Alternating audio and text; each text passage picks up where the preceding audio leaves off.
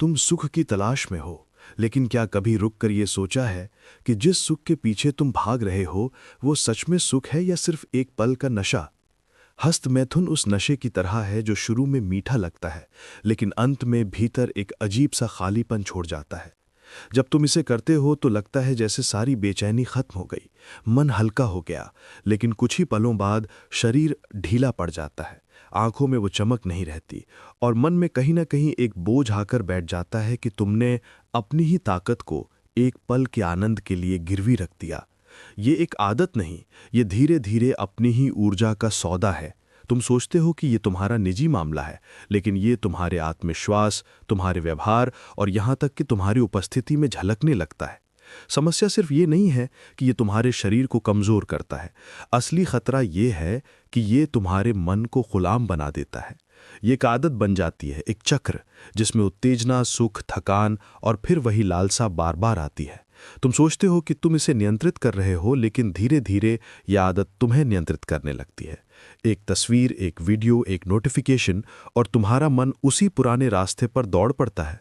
तुम चाहकर भी इससे दूर नहीं रह पाते, क्योंकि तुमने अपने दिमाग को बार बार ये सिखाया है कि तनाव या अकेलेपन से बचने का सबसे आसान तरीका यही है।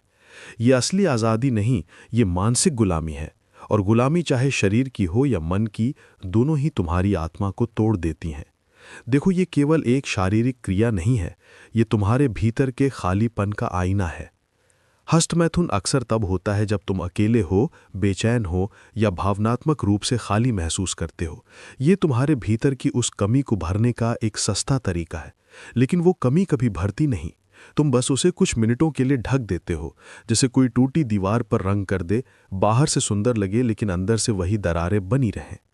सच्चाई ये है कि सुख की ये आदत तुम्हें भीतर से और ज्यादा खाली करती है, ताकि अगली बार तुम्हें और ज्यादा चाहत महसूस हो। ये एक अंतहीन चक्र है, और जब तक तुम इसे पहचान कर तोड़ोगे नहीं, ये तुम्हें पूरी तरह से थका देगा। ऊर्जा, यही तुम्हारी असली पूंजी है। ये वही शक्ति है जिससे तुम सोचते हो, बोलते हो, रचते हो, प्यार करते हो, सपने देखते हो, और हस्तमैथुन उस ऊर्जा का सबसे तेज रिसाव है। तुम उस बीज को जो जीवन पैदा कर सकता है, कुछ सेकंड के भ्रम में नष्ट कर देते हो।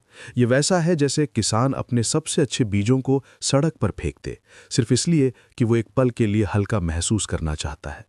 जब ये ऊर्जा भीतर रहती है तो ये तुम्हें चुंबकीय बनाती है। तुम्हारी आवाज़ में गहराई आती है, आंखों में चमक, चेहरे पर आत्मविश्वास और शरीर में ताकत। लेकिन जब तुम इसे बर्बाद करते हो तो ये सब धीरे धीरे फीका पड़ जाता है। समस्या यह है कि अधिकतर लोग इसे गलत जगह से देखना शुरू करते हैं। वे इसे सिर्फ पाप या गलती मानकर खुद को दबाने लगते हैं, और दबाने से ये और भी गहराई में बैठ जाती है। तुम जितना इसे रोकने की कोशिश करते हो, उतना ही मन इसे चाहता है। असली रास्ता रोकने में नहीं, समझने में है। जब तुम ये देख पाओगे कि ये सुख असल में तुम्हें और खाली कर रहा है, तब तुम्हारा मन खुद ही इससे मुक्त होना चाहेगा। ये समझ तुम्हें अपराध बोध से नहीं, बल्कि जागरूकता से मिलेगी, और जब जागरूकता आती है तो आदत का असर अपने आप खत्म होने लगता है। हस्तमैथुन की सबसे खतरनाक बात यह है कि ये धीरे धीरे तुम्हारे आत्मविश्वास को खा जाता है। शुरुआत में तुम इसे सिर्फ एक आदत मानते हो, लेकिन समय के साथ तुम्हें महसूस होता है कि तुम्हारे भीतर का पुरुषत्व, वो निडरपन, वो प्राकृतिक आकर्षण कम होने लगा है। तुम्हारी चाल, तुम्हारी नज़र, तुम्हारी आवाज़, सब में एक थकान सी आ जाती है, और ये सिर्फ शारीरिक नहीं, मानसिक भी है। तुम खुद से ही नाराज़ रहने लगते हो, और ये नाराज़गी तुम्हारे रिश्तों और फैसलों में दिखने लगती है।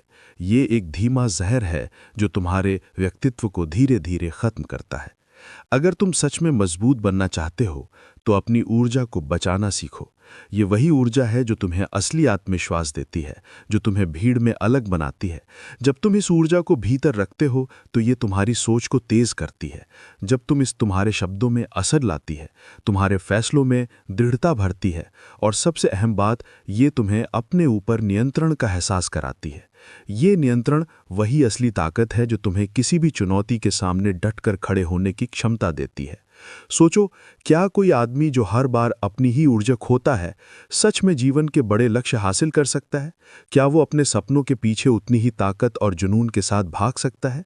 सच तो ये है कि जो आदमी खुद पर नियंत्रण नहीं रख सकता, वो किसी भी बड़ी चीज पर नियंत्रण नहीं रख सकता। हस्त मैथुन तुम्हें तुरंत सुख तो देता है, लेकिन ये तुम्हें लंबे समय के लक्ष्यों से दूर कर देता है। ये तुम्हें सुस्त, ढीला और टालमटोल करने वाला बना देता है, और धीरे धीरे तुम्हारा जीवन उन्हीं छोटे छोटे सुखों में खत्म हो जाता है, जबकि तुम कुछ बड़ा कर सकते थे। मुक्ति का रास्ता है जागरूकता। खुद को दोषी मत मानो, लेकिन खुद को अंधा भी मत बनाओ। ये देखो कि जब भी ये इच्छा आती है, उसके पीछे कौन सा खालीपन है, कौन सी बेचैनी है। उस खालीपन को भरने के और तरीके खोजो। व्यायाम, ध्यान, रचनात्मक काम, नए कौशल सीखना। जब तुम अपनी ऊर्जा को किसी सृजनात्मक काम में लगाते हो, तो वही ऊर्जा तुम्हें 10 गुना ताकत के साथ लौटती है। ये सुख स्थायी होता है। ये तुम्हें थकाता नहीं, बल्कि और ताकतवर बनाता है। आखिर में खुद से ये सवाल पूछो, क्या मैं इतना कमज़ोर हूँ कि एक पल की चाहत मुझे हरा दे, या मैं इतना मजबूत हूँ कि अपनी ऊर्जा को बचाकर उसे अपने जीवन को बेहतर बनाने में लगा सकूं। याद रखो, सुख वही है जो तुम्हें और शक्तिशाली बनाए, जो तुम्हें भीतर से स्वतंत्र करे। हस्त मैथुन में जो सुख है, वो तुम्हें सिर्फ गुलाम बनाता है। अगर तुमने इस भ्रम को पहचान लिया, तो तुम्हारा मन खुद ही इससे दूर हो जाएगा, और उस दिन तुम समझोगे, असली सुख बाहर नहीं, भीतर है। और वो सुख किसी आदत का कैदी नहीं होता, वो तुम्हारी स्वतंत्रता का परिणाम होता है। तो ऐसे ही ओशो के विचार सुनने के लिए इस चैनल से जुड़े रहें, और चैनल को सब्सक्राइब करना ना भूलें।